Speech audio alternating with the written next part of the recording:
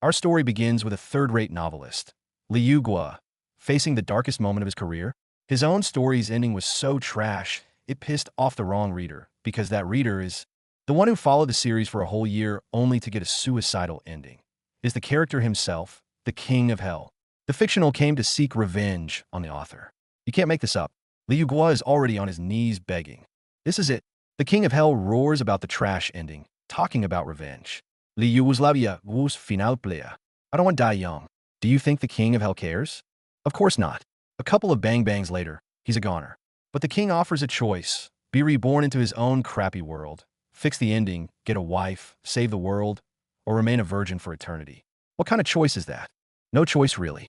The bull-headed and horse-faced guards chuck him into the reincarnation express lane, the Sanzu River. But in their haste, these two chuckleheads seem to have forgotten the forgetfulness soup. And that, my friends, is the biggest setup of them all. Splash. Liu Guo. No.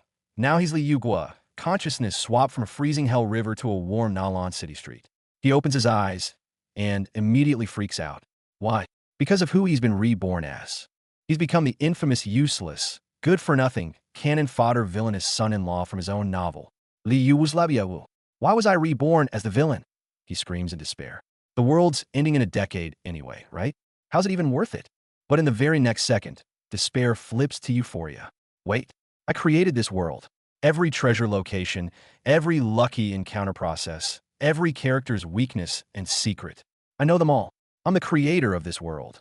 The fire of pure control ignites in the eyes of this so-called useless son-in-law. And just to make things even more ridiculous, that stingy king of hell threw in a bonus cheat. The Alimama online shopping platform. Order anything from his modern world. Instant delivery. The urban legend Golden Finger is real. He excitedly opens the account to check. Balance. 0. Yep, the king of hell remains stingy. Surprise turns to exasperation. But that's fine, he knows the path. Right now, though, there's a more pressing issue. His wife on paper, the princess of Nalan City, Nalan Meng, is probably coming to hunt him down. Time bounce. Liu Yuguk gallops away on a horse. But he's forgotten one tiny detail. His wife is the daughter of the heavenly general, a serious martial arts fanatic. Trying to run? Too late. He just feels a chill down his spine, and that crimson figure is already galloping right behind him. My dear husband, are you trying to escape again? Nalan Meng rides at the forefront, spear in hand, looking absolutely badass.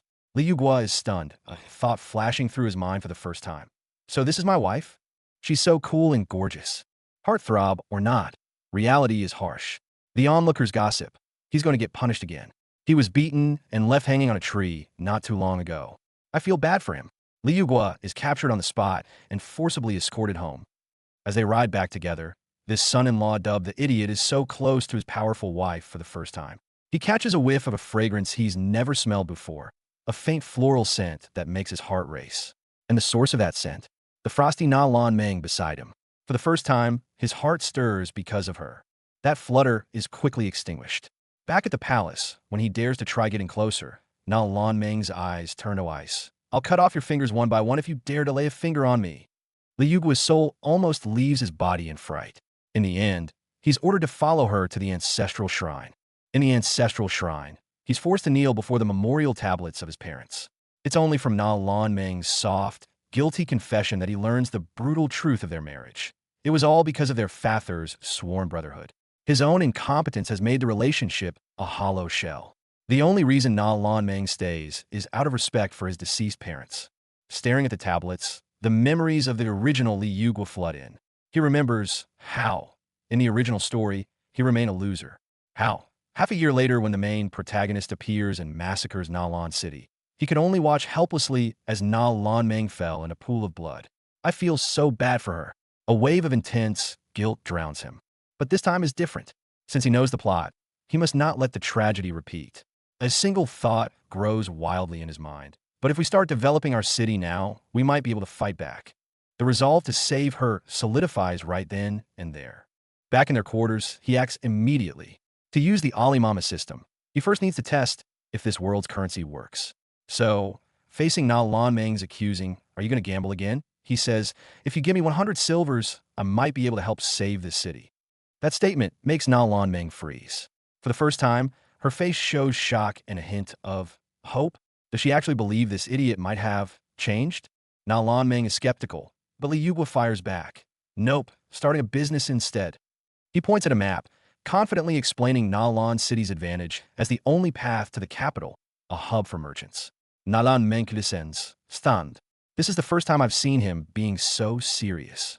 For the first time, a real ripple of emotion forms in her heart. But the cool moment lasts precisely 3 seconds. Seeing the change in his wife's eyes, Li Yugua panics internally. Oh shit, I shouldn't talk so much.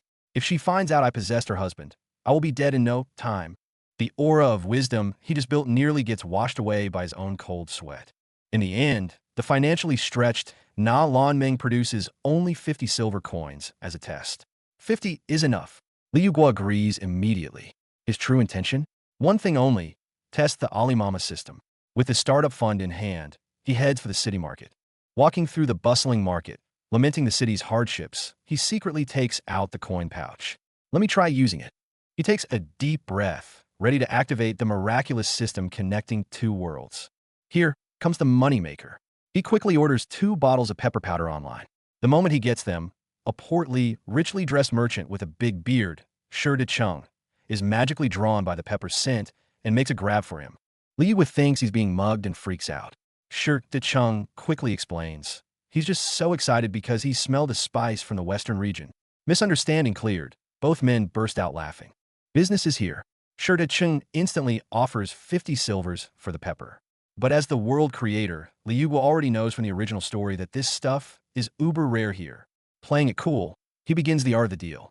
After a fierce bidding war of 50, 100, 200, Shi Chung finally grits his teeth and settles at 200 silvers. Just like that, 50 silvers become 200, a net profit of 150. Li Yugua gets his first bucket of gold and connects with this novelty-loving merchant. Introducing himself, he says, I'm Li Yugua. Shi Chung is thrilled, praising him as a wise man, and even asks about the source. Li Yugua isn't stupid enough to reveal his secret, just smiles mysteriously. What he doesn't know is that this successful deal isn't just the start of wealth. It's the first cornerstone of his business empire in this strange new world. The story has only just begun. To get stronger, the first step is to make money. Li Yugua wanders into the market, and bam, stumbles right into a live drama. A one-eyed man is being forced to sell his family heirloom sword. Greedy buyers are lowballing a priceless blade for peanuts, exploiting his desperation. Our ex-author recognizes this guy instantly. He's a key character in the original story. Li Yugua sees right through this shakedown. The poor guy's wife is dying, and they're kicking him while he's down? No way. Li struts forward, calmly calls out the injustice, and his sheer presence makes the bullies freeze. But wait, there's a twist. While others try to plunder, Li Yugua becomes the benefactor. He pulls out 100 silver coins, stuffs them into the one-eyed man's hand, and tells him to keep his sword. Talk about a power move. The vulture's jaws are on the floor. Of course, the greedy guys aren't happy seeing their prey slip away. They try to get physical? Seriously? Big mistake. Li Yugua just drops his title, the kept man of Nalan City. That's it. Problem solved.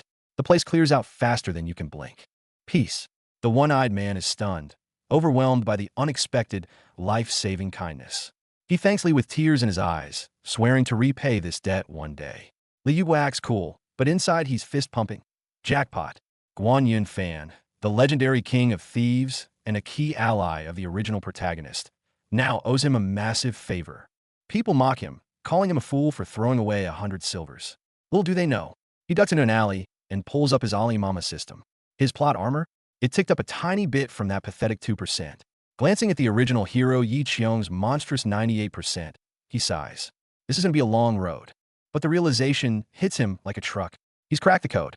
Every time he steals an opportunity destined for the protagonist, Yi Qiong, his own villainous plot armor thickens. This is the key to survival. Investing in that swordsman wasn't charity. It was a masterstroke. He got his money's worth and a future top-tier ally. Night falls. On the rooftops, the one-eyed man watches the sleeping city. He's no ordinary vagrant. In the shadows, he has a far more fearsome title, the King of Thieves. Tonight, a transaction was made that will shift the world's fate, and neither party yet knows the true value of the bargain. Brimming with confidence and 150 silver coins in his pocket, Li Yugua struts back home. His wife, Na Lanming, is practicing her swordplay. She sees him and immediately snipes. So lost all our money already? Lee just flashes her a smug grin. On the contrary, he chucks a heavy coin pouch at her. Your capital returned. And these 50 silver? That's your dividend. Na Lan Meng stares at the pouch, dumbfounded. One day, this useless husband of hers actually made a profit. But there's always a fly in the ointment. His dear sworn brother, Liu Tang, appears out of nowhere, fanning himself with a sly smile. You want money so fast? You didn't get this from gambling, did you? With a single sentence, he plants the seed of doubt and jealousy. Liu faces the accusation with icy calm. My conscience is clear. Feel free to investigate. His unshakable composure makes Na Lan Meng hesitate. Could it be she's misjudged him all this time? The night brings its usual awkwardness. Faced with the cold reality of their marriage, Liu Gua makes a decisive move. He packs his bedding and moves himself to the guest room voluntarily. This unexpected act of self-removal finally pricks Na Lan Meng's conscience. For the first time, she wonders if perhaps she has been too harsh. Lying in the guest room, Liu Gua's eyes burn with resolve. Embarrassment? Shame? Mere distractions. He knows the brutal truth. In this martial world, without power, his plans are castles in the air. Tommy gets serious. Money is one thing, but raw strength is the ultimate currency. Then it hits him. In the original novel, his villain father was the legendary god of war, and he left behind a peerless cultivation manual. Lee starts searching the room frantically. And yes, patered. He yanks a hidden scroll from a concealed wall compartment. Unfurling it, a brilliant golden light erupts. Emblazoned on the parchment are the legendary words, Scorching Sun Deity's Reflection, a perfect grade cultivation technique, a treasure beyond compare. If the hero gets cheat codes, why can't the villain have his own? No time to waste. Liu Gua begins cultivating immediately. Under the moonlight, he sits in meditation, circulating his spiritual energy through the new, profound meridians of the Scorching Sun technique. Boosted by the spiritual moonflower he bought earlier, his power skyrockets at a terrifying rate. Just one day, one night, when he opens his eyes again, his entire aura has transformed. He's catapulted from a nobody into a bona fide martial teacher. The speed is so insane it scares even him. My talent. Am I actually a genius? This script of his is getting wilder by the minute. But pride comes before a fall. His breakthrough causes a fiery side effect. Na Lan Meng, hearing strange noises, bursts into his room just in time to witness Liu Gua in a rather heated and compromising state, thanks to the overly young nature of his new technique. Awkwardness overload ensues. Don't come in. You pervert. Yeah, good luck explaining that one. Well, home is a write-off now. Miserable and misunderstood, Liu Gua takes to the streets to focus on his business. But walking down a quiet alley, his instincts scream. It's too quiet. Dangerously quiet. The air itself feels sharp with killing intent. The thought barely finishes when horses thunder into the alley. Masked assassins, blades gleaming in the sun. Liu Wu's Labiewu. Someone bought your life, they shout. Seriously? A broad daylight assassination? Seems his dear brother is playing for keeps. But this time, Liu Wu doesn't run. Perfect chance to test his new power. A cold smile touches his lips as he launches himself forward, fist wreathed in scorching flame. Boom! One punch. A single, explosive impact sends the lead assassin flying off his horse. Everyone freezes. What the hell? That power. That's not something a mere martial teacher should possess. His punch carried force beyond his supposed level. Seizing the moment of shock, Liu Gua blurs forward. His hand clamps around the lead assassin's neck, slamming him against the wall. His eyes are pure ice. Talk. Who sent you? Or you'll be the next to die. The assassin feels the cold grip of true fear. But at that critical moment, a shadow descends from the rooftops. A blade flashes, aimed squarely at the assassin. Get away from him. The unexpected savior is none other than the king of thieves himself, Guan Yunfan. Benefactor, I'm here. With Guan Yunfan on the scene, the fight is over. The assassin, utterly broken, blurts out a name in pure terror. Don't kill me. It was Liu Tang. Bingo. The culprit is confirmed. Fury burns in Guan Yunfan's eyes. Benefactor, let me handle this. I'll take this scum and Liu Tang myself. But Liu Gua stops him. His response is chillingly calm. Killing him now would leave no solid evidence, only create more trouble for us. His gaze is focused on a far bigger picture. Right now, revenge isn't our priority. Money is. We need capital, resources. Only then can we truly take him down and save this city from the coming storm. This display of foresight and restraint completely wins Guan Yunfan over. He drops to one knee without hesitation. My life is yours from this day forward, benefactor. I swear my loyalty and blade to your cause. Liu finally has his first and most loyal core ally. Securing the King of Thieves triggers another shift. Liu's plot armor ticks up to 4%. A new skill, minor luck, unlocks. He moves fast. With Guan Yunfan's underworld connections and merchant Shi Cheng's network, they flood the market with exotic goods like glass bottles. In a matter of days, their capital explodes from a few hundred silver to an earth-shattering 80,000 silver coins. The seed money to change the world is now in his hands. Liu couldn't help but feel a surge of pride as he checked his system interface. Aligning himself with the King of Thieves, Guan Yunfan, meant more than just finding a powerful ally in this world. The most crucial part? The ethereal gauge in his mind representing his chance to survive as a villain. His plot armor had finally, silently, ticked upwards from 2% to 3%. The King of Hell had actually thrown him a bone, even unlocking a new skill, primary luck. This little perk was a sign. It meant his villainous fate was finally starting to siphon a bit of that protagonist-level fortune. Capital? Check. New skills? Check. So what's next? Making money, obviously. Without a second thought, Liu Guo grabbed Guan Yunfan and Shi Shang, the merchant obsessed with all things exotic, and headed straight for the bustling heart of Nalan City's market. As he gazed upon the thronging crowds and the ancient, earthy marketplace, the modern calculator in his soul started whirring. It was time to show these locals the true meaning of a dimensional collapse business strategy. His first business venture almost got him executed.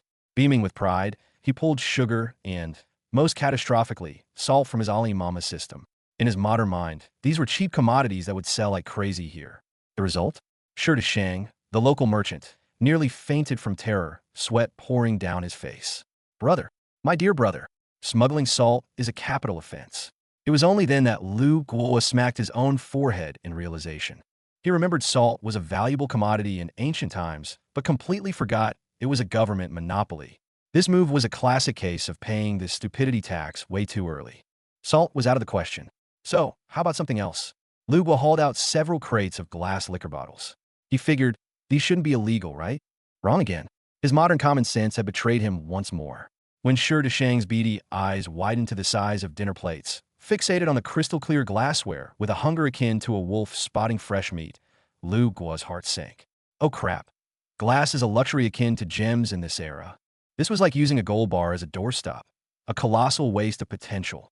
The shrewd merchant, Shi Shang, latched onto Liu Guo's leg like a limpet, begging and pleading to buy the treasure. Liu Guo, utterly exasperated, finally relented. After a frantic session of abacus clicking, Shi Shang, sweating bullets himself, named a price so astronomical it took Liu Guo's breath away. 80,000 silver coins. Liu Guo stood frozen. 80,000? What did that even mean? He, the despised villainous son-in-law who couldn't buy vegetables without being sneered at, was now filthy rich? This felt more exhilarating than winning the lottery. Chapter closing, hinting at a major plot turn, the money was made. The first bucket of gold was heavy in his hands. But Liu Guo knew this was merely the beginning. In this world he authored, a world brimming with hidden dangers, gold could buy temporary safety, but not the right to survive. A far greater storm was brewing on the horizon, waiting just for him. Money acquired. Next problem, where to put it? Carrying crates of 80,000 silver coins around town wasn't showing off. It was a death wish. Fortunately, Shi Shang went the extra mile, not only settling the final payment, but also throwing in a divine artifact, a low-grade spatial bracelet. Staring at this little trinket that allowed mental storage, Liu Guo was stunned. He knew exactly where this came from, the Zhenyuan sect. And the Zhenyuan sect was precisely where the original protagonist, Yi Qiong, and his master, Shi Menlang, resided. The gears of fate had begun to turn and mesh. From Shi Shang's information network, Liu Guo caught a specific term, fox demon slaves. One in particular, severely wounded and near death, was held by the Zhou Ji merchant with no buyers in sight. To others, it was just odd gossip. To Liu Guo, it triggered a full-blown mental alarm. Holy crap. This was the exact plot point in the original story where the protagonist, Yi Qiong, recruited his first core companion, the white-haired frost demon, Jun Shui. Heaven above, you're practically slapping the test answers right in my face. This opportunity, I have to steal it. Lugua, with Guan Yunfan in tow, pretended to browse, pinpointing the Zhou Ji merchant stall with deadly accuracy. Seeing the demon tribe slaves in cages, treated as mere goods with hollow eyes, churned his stomach. This brutal setting was something he had written to highlight the protagonist's righteousness. But now, he wasn't the author. He was Li Yugua, living it. And that white-haired girl, curled up and dying in a corner, was his sole objective. The merchant, Zhou, noticing Lugua's interest in this money-losing goods, immediately put on a lecherous grin, hinting she could satisfy special needs. Lugua sneered internally, but kept a straight face. He understood this type of merchant psychology all too well. Show eagerness, and they'll jack up the price. So he did the opposite. He pretended to merely need a guinea pig for testing medicine, offering a price in an almost dismissive, patronizing tone. He was betting on the merchant's desperation to dump dead weight and his greed for a quick, small profit. His ploy worked. The merchant, fearing this trouble would forever be stuck with him, fell for it hook, line, and sinker. He hastily agreed to a mere 1,000 silver coins, even thanking Lugua profusely and begging him to keep it a secret. Holding the tattered deed of ownership, Lugua felt no joy, only a heavy sense of responsibility. He stepped forward and unlocked the chains binding the girl. In a deserted courtyard, Lugua wasted no words. He simply brought a healing pill, exchanged from his system and infused with modern medical tech, to the girl's lips. Just 2 words, eat this. Her violet eyes were full of wariness and confusion, but her near-death weakness left her no choice. She swallowed the pill, and then a miracle happened. The horrific wounds on her body visibly closed up before her eyes. She stared, stunned, at the strange man before her. Lugua crouched down, gently patting her head, his tone impossibly soft. "Let's go. We're going home." Home. That word struck the girl's frozen heart like a sledgehammer. Home. A monster like her, hunted and traded since birth. What home had she ever known? Tears instantly blurred her vision. Yet, just as this fragile warmth began to sprout, a roar brimming with righteousness exploded like thunder outside the courtyard. Chapter ending. Prelude to climax. Who was it? None other than the original protagonist, Yi Qiong, who was supposed to be the one performing the hero, saves the beauty routine here. Sword in hand, aura flaring, he pointed at Lugua with righteous indignation. "Leave that girl alone." Well, the main character had arrived. Lugua knew the real trouble was just beginning. Steal the protagonist's destined opportunity, then be prepared for the backlash of his plot armor. Chapter closing. On one side, the script-holding, redemption-seeking villainous son-in-law. On the other, the heaven-ordained, justice-obsessed original protagonist. At the crossroads of fate, Lugua's intervention had completely derailed the original track. A confrontation born from misunderstanding was about to ignite. Yi Qiong, the original story's chosen one, was currently looking down on Lugua with palpable disdain. He was insufferably full of himself, declaring himself the world's most handsome martial master, the future martial venerable. Looking at this familiar, punchable face, Lugua felt nothing, not even a ripple. He knew all too well the hypocrisy and calculation hidden beneath Yi Qiong's 98% protagonist plot armor. Today, he planned to rip that mask off himself. Yi Qiong, without hesitation, slapped the label of abducting a girl onto Lugua. Shouting about dispensing heavenly justice, he drew his sword and thrust. The speed was terrifying, befitting a martial prodigy bathed in protagonist light. Lugua pulled the white-haired girl he'd just saved into a rapid retreat, but his mind was ice-cold. He knew a direct fight was suicide, but he had the script. He knew the flaws in every one of Yi Qiong's moves. The fight exploded instantly. Yi Qiong's Zhen Yuan sword style was ferocious, sword light surging like tidal waves. Lugua pushed the power of his blazing sun divine illumination to its limit, his body dodging perilously within the net of blades. As he evaded, he shouted back, "We've never met. You seek to kill me on sight, and you call yourself a hero?" Those words were a needle, precisely aimed at the most hypocritical part beneath Yi Qiong's righteous facade. Stung by the question, Yi Qiong attacked even more fiercely in his fury. But this was precisely what Lugua was waiting for. He feigned weakness, leaving an opening. As predicted, Yi Qiong took the bait, thrusting with all his might. His old force spent, new force not yet gathered. Now, Lugua took a deep breath, concentrating all his power into his right fist. The scorching true energy of the blazing sun divine illumination erupted, cannon fist. The punch landed squarely on Yi Qiong's sword blade. A sharp crack echoed. Yi Qiong's prized sex sword actually developed a crack from Lu Guo's single punch. The immense force sent the sword flying from Yi Qiong's grasp, throwing him backwards with blood trickling from his mouth. He lay on the ground, staring at Lu Guo in disbelief.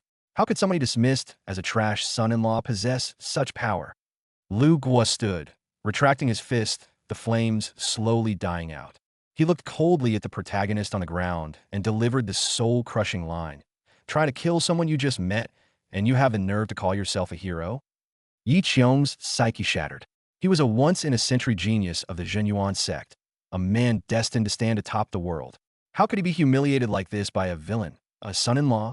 Extreme rage and indignation accidentally triggered the dormant, furious wave ape demon bloodline within him.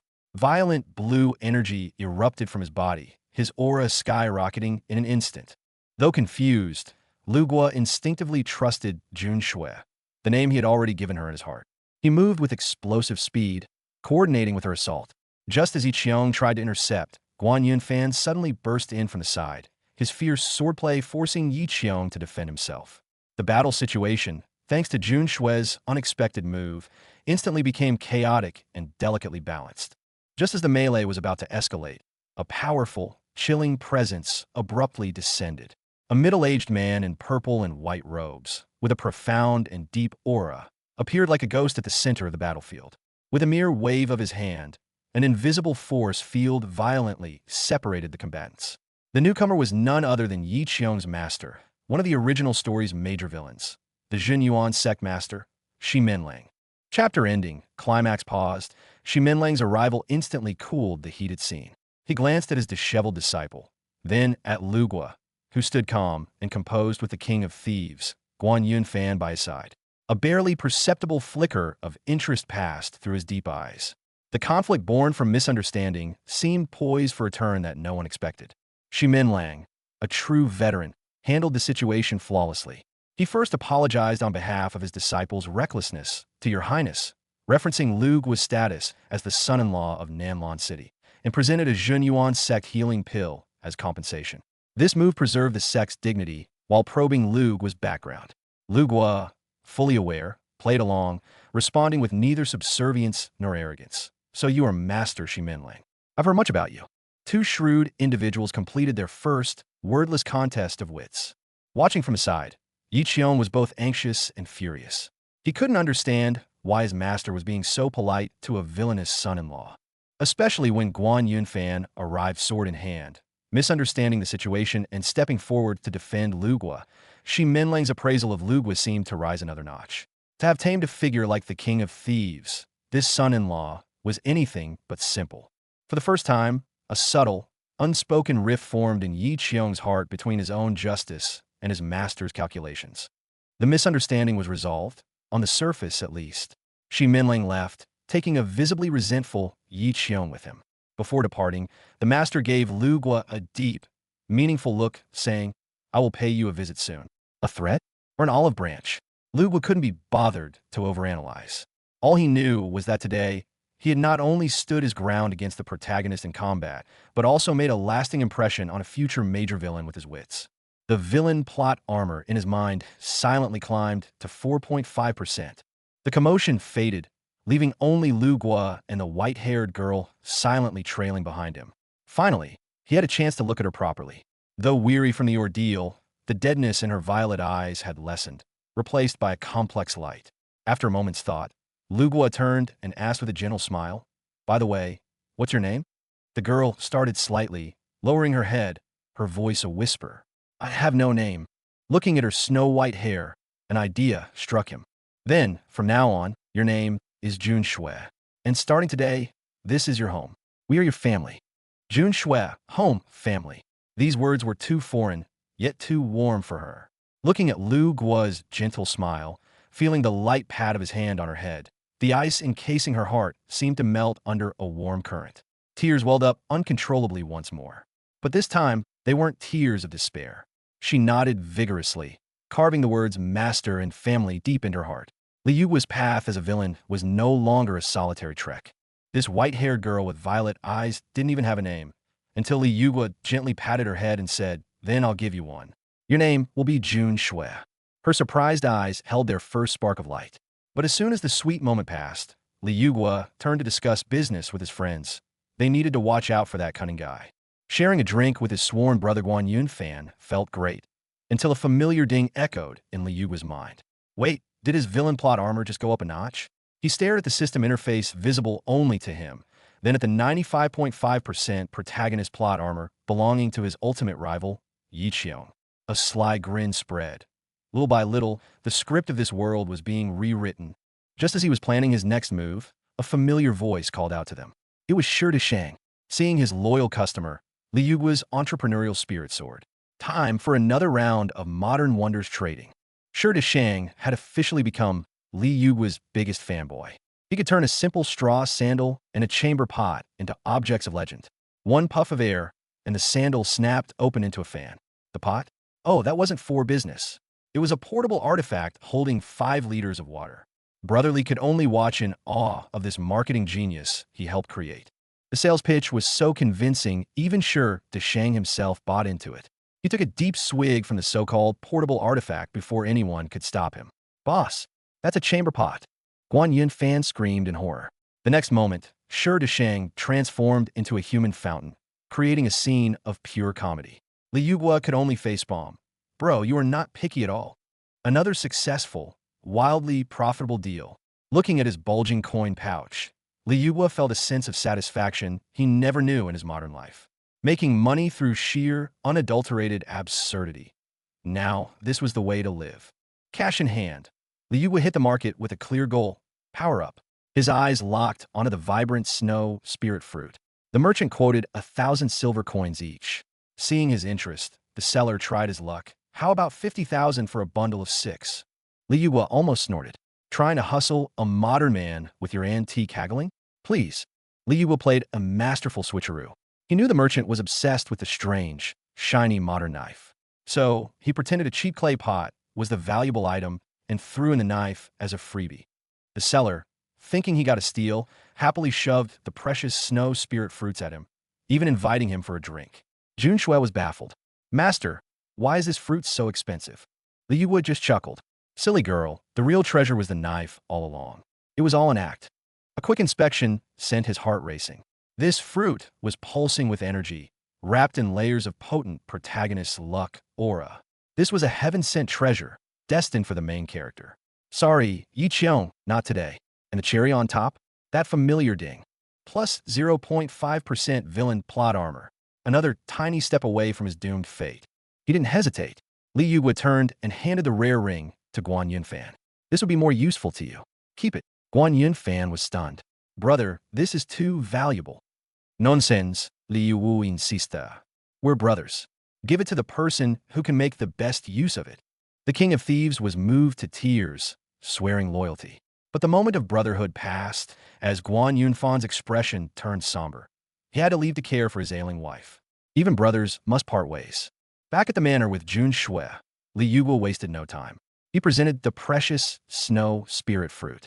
"Eat this, it'll strengthen your body," he said, handing her new clothes as well. Overwhelmed by kindness she'd never known, Jun Shui's tears fell freely. "Master, you treat me so well. From today on," Li Yugua declared, patting her head, "you're part of our family." Unbeknownst to them, a chilling voice echoed from the void. Little does she know, she's the last frost demon in this world. Wiping her tears, Jun Shui made a quiet vow. "Maybe, I'll take your surname as my own."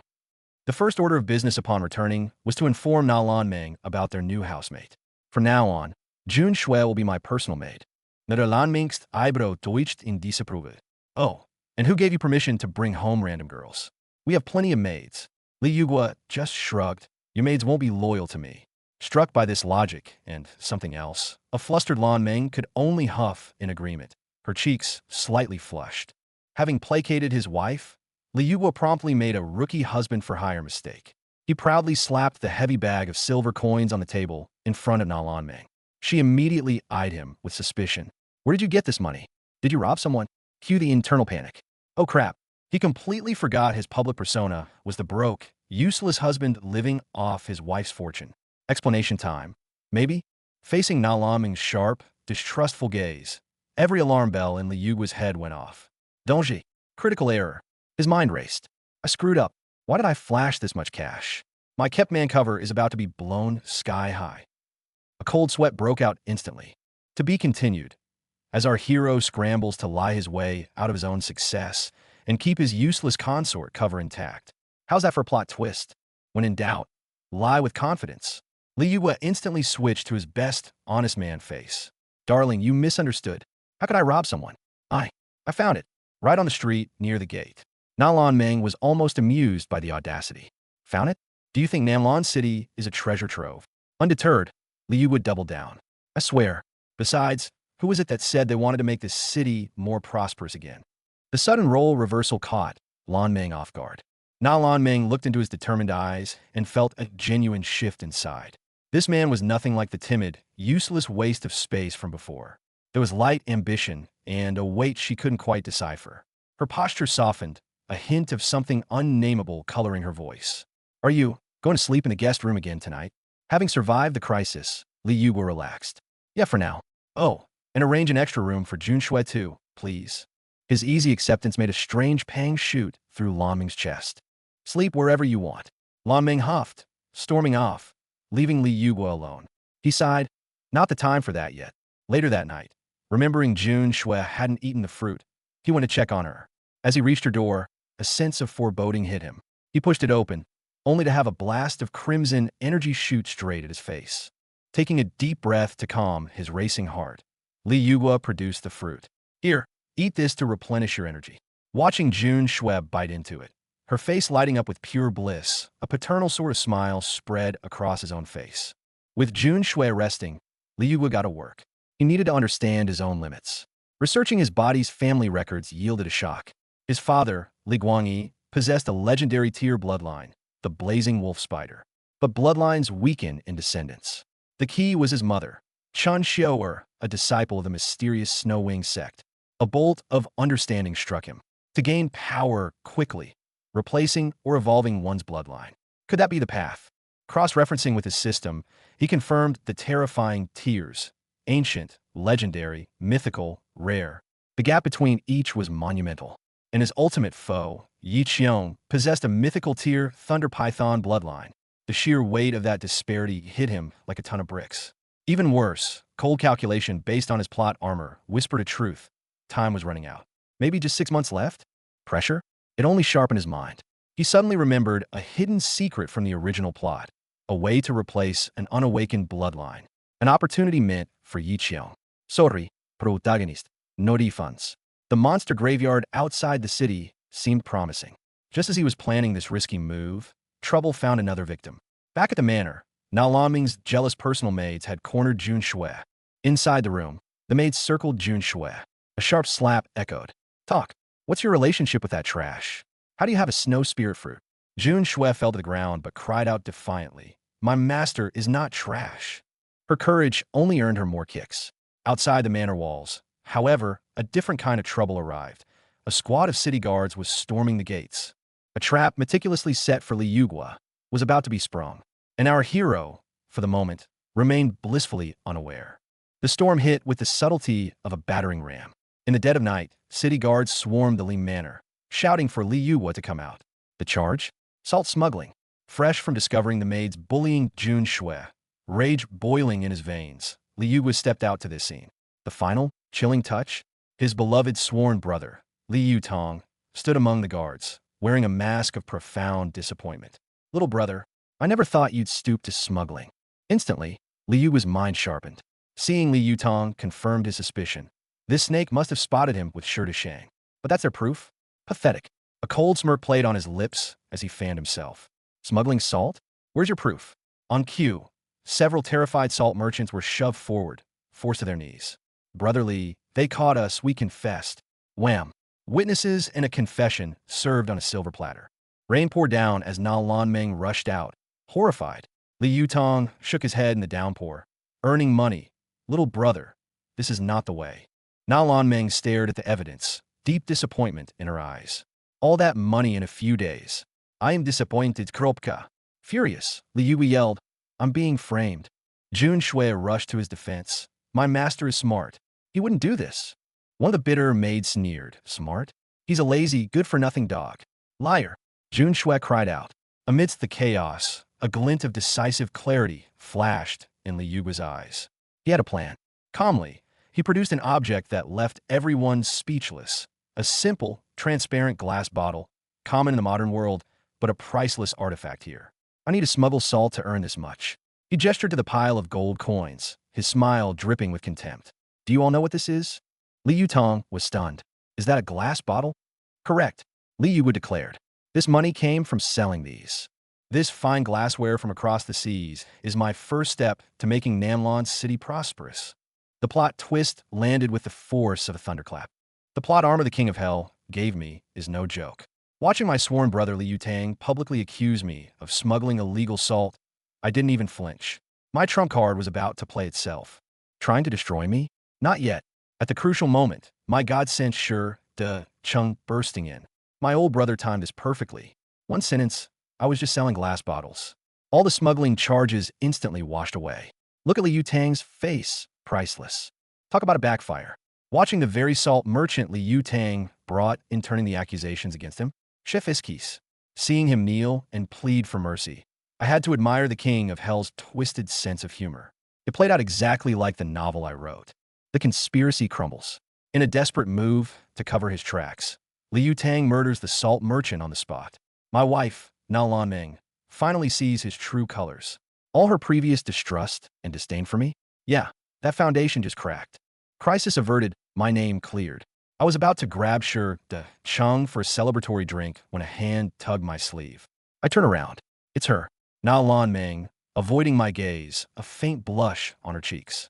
I have something to tell you. Hang on. I didn't write this plotline. The immediate crisis is over, but a scheming brother like Li Yutang won't stop at one attempt. Sitting around waiting for the next plot? Not my style. It's time to take the fight to him. And that look in Na Lanming's eyes. I'll figure that out after I disarm the bomb next door. The mood at the estate that night was complicated. For the first time, Na Lanming admitted she misunderstood me. Her awkward, earnest tone caught even a hack romance writer like me off guard.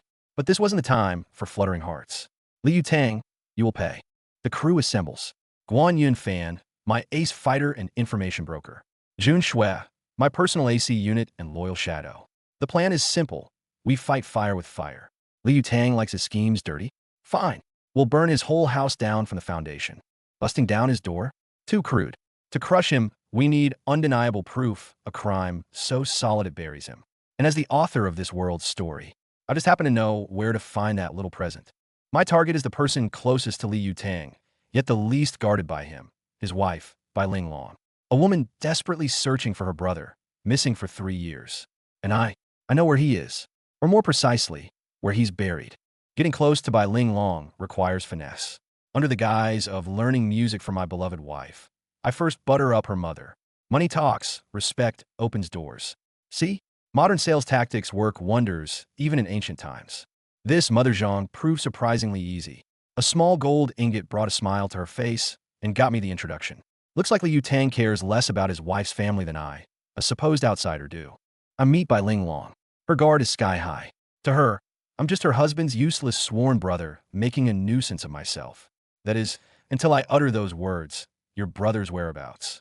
Her cold facade shatters instantly. Shock, disbelief, then a near breakdown of questioning.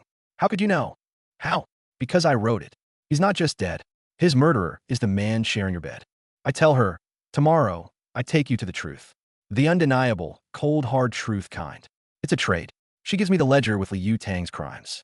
I give her a bloody answer. The last flicker of hope in Bai Linglong's eyes dies out with my promise. Deal done. Watching her choke back her grief, I felt complicated. Using a woman's tragedy for my own goals. Am I one step closer to the cold-blooded villain I used to write? Maybe, but there's no turning back now. The truth is always ugly.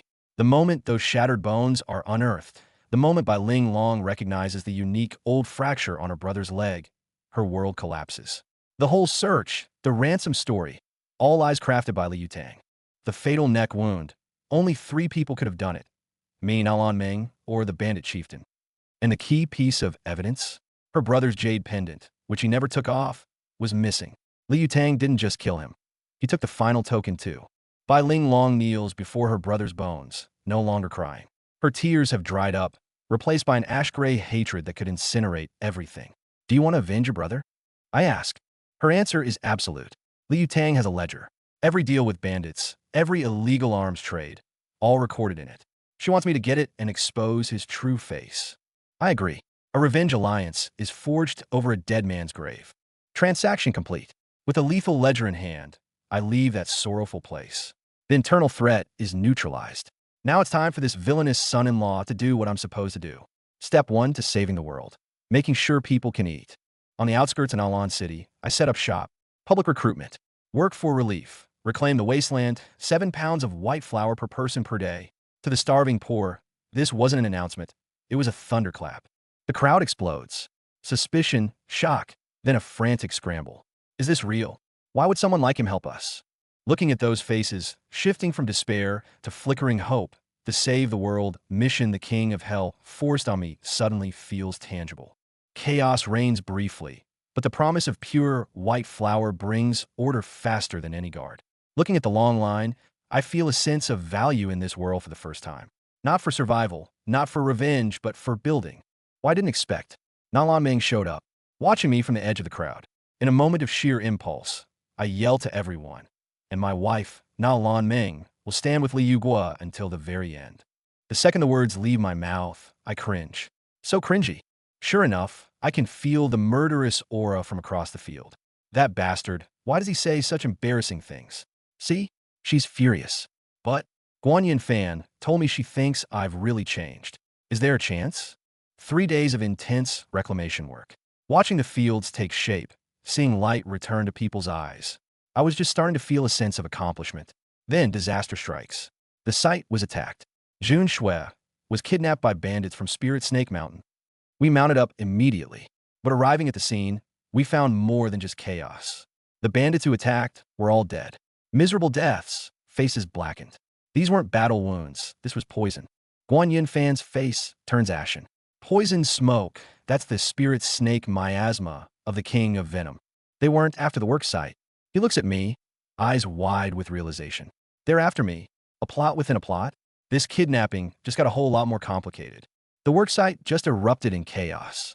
Only 3 days into their land reclamation, bandits from the Spirit Snake Mountain attacked like rabid dogs, with one clear target, to Kinkin Jun Shui. Li was saw red. This girl was the one he personally saved from the slave market. Her abduction was a full-on slap in his face. Without a second thought, he charged out with Na Lan Meng and Guan Yin Fan. Talk about a dysfunctional team. A wife who once wanted him dead as the useless son-in-law, and Guan Yin Fan, the future king of thieves from the original story. This was a disaster waiting to happen. On the road, they stumbled upon something even more sinister. The bandits who attacked them were already lying dead, poisoned in a gruesome way that screamed professional hit. Guan Yin Fan took one look, and his face turned thunderous. He recognized the signature of the king of venom. This wasn't an attack on the work site. It was a trap aimed at him, a threat twisted around his long-lost sister, Bai Ling Long. As for Na Lan Meng, she was practically vibrating with worry.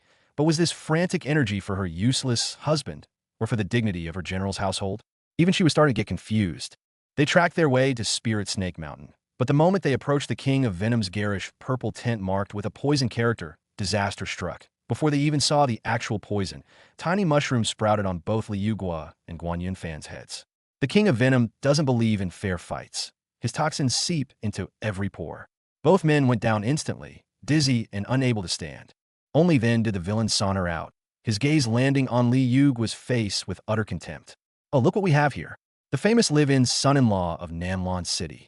Too fast to even see, a red blur shot into the clearing like a cannonball. Na Lan Meng arrived, spear in hand, radiating fury. The only one who gets to lecture him is me. Her words hit Li Yugua with a shock. It was hard to believe. Amid all their mutual disdain, she actually charged to his defense. Na Lan Meng went berserk, her rare 5-clawed golden dragon bloodline erupting in a blaze.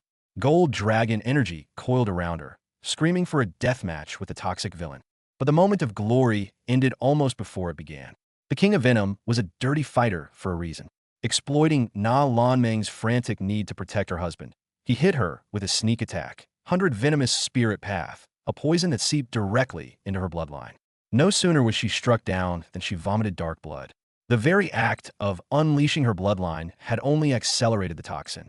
One moment, a fierce dragon. The next, dying on the ground, her face a sickly purple. Yuguk's heart plummeted. This wasn't how the script was supposed to go. Where was his plot armor? It felt like a total party wipe was seconds away. Guan Yunfan poisoned, Jun Shui kidnapped, wife on the brink of death. This was full-blown despair. At the brink of death, Yuguk's brain finally fired on all cylinders.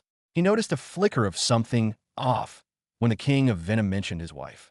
Combined with a vague memory from the original novel about the villain's chronic weakness and fertility issues, a gloriously insane idea hit him. Fighting the poison, he fumbled for his last resort. The little blue pills from Alimama, modern medicine's miracle worker, Viagra. You've been weak, haven't you? Struggling in the bedroom? I can fix that and empower you. He spun it as a divine elixir. Skeptical but tempted by the two tiny blue tablets, the King of Venom swallowed them down. What happened next left everyone's jaws on the floor. The King of Venom's body crackled with energy, a violent purple aura erupting from his crown and twisting the very air. This power, how?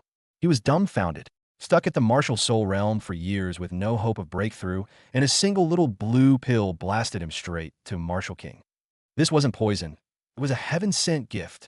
His gaze towards Yuguk transformed instantly, from looking at trash to looking at a savior. Talk about a plot twist. The King of Venom immediately freed Jun Shui. Riding this wave of gratitude, Yuguk laid out two conditions.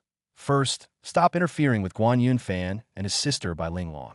Second, help them take out the bandit leader, the demon lord of Spirit Snake Mountain. The King of Venom hesitated only a moment, flashbacks of his sister's suffering due to his own meddling crumbling his resolve. He handed Yuguk a dagger as venomous as a snake. Deal struck, loot divided. They were temporary allies now. Boom! Yuguk watched the system notification. His plot armor had just jumped to 4%. It was a moment of pure, sweet vindication. With the crisis over, the mood finally relaxed. Yuguk even whipped out some cumin powder and started a modern-style barbecue, roasting the King of Venom's prize spirit serpent to perfection. The smell was so good, the villain himself demanded, "You bastard, give me that cumin powder." In the end, Yuguk traded a bottle of the spice for the King of Venom's ultimate weapon, a dagger laced with a unique, incurable poison lethal to anyone below the Martial King level. A fair trade, all things considered. With the deal done, Yuguk turned, quietly pulling out an ornate perfume box he'd brought back from the western regions and handing it to Na Lan Meng. "This, I got it specifically for you." The sword-swinging princess, smelling the strange, captivating floral scent, flushed instantly but stayed stubborn. "I'm used to martial arts. I'm not interested in this stuff." Her shining eyes betrayed her. And when Yuguk added, "Apply this, and you'll have more womanliness," he lit the fire. "Are you saying I'm not womanly enough?" The slapstick chase that ensued brought a strangely light-hearted energy to the camp. After all that tension, a little awkward flirting and a comedic chase was the perfect palate cleanser. The campfire's coals in Poison Spirit Mountain had barely cooled before the real fight hit.